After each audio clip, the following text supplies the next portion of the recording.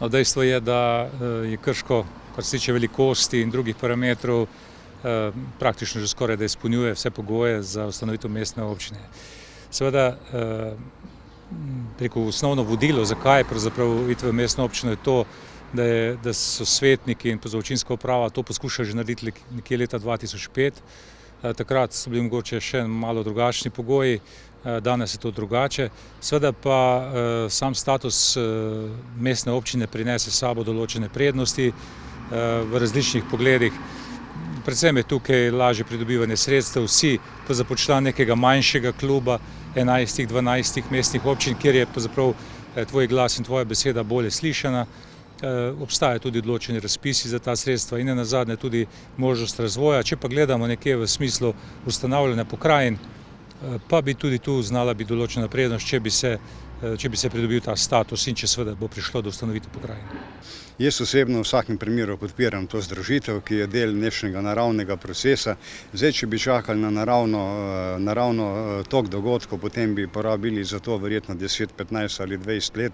Jaz mislim, da je to za občino Krško in za vse občane ena priložnost, da pospešimo in uporabimo ta dragocen, dober trenutek, da se to končno le zgodi, da se ta naselja, ki tako in tako gravitirajo že leta in leta drugo za drugo, tudi dejansko povežijo in grejo na pot nekega skupnega razvoja, kar bo pa lahko prineslo tudi neke pozitivne učinke za celo občino in za vse občane občine Krško. Jaz mislim, da je mestna občina na nek način privilegirana občina v vseh pogledih, v fazi odločanja, v fazi pridobivanja denarja.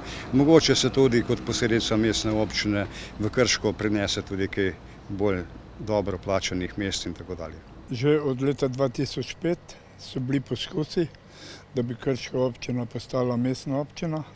Moje mnenje je, da, ampak seveda, da se vsi dogovorimo in da na to pristanejo tiste krajevne skupnosti, ki se bojo povezovale.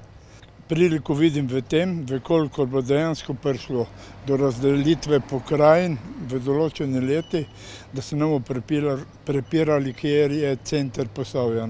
Je Krško, ravno tako pa sigurno mestna občina dobi več sredstev kot pa sama občina na določeni razpisi. Pa tudi tako, ko so popuščali občinam, da niso se držali, tako popuščajo mestnim občinam.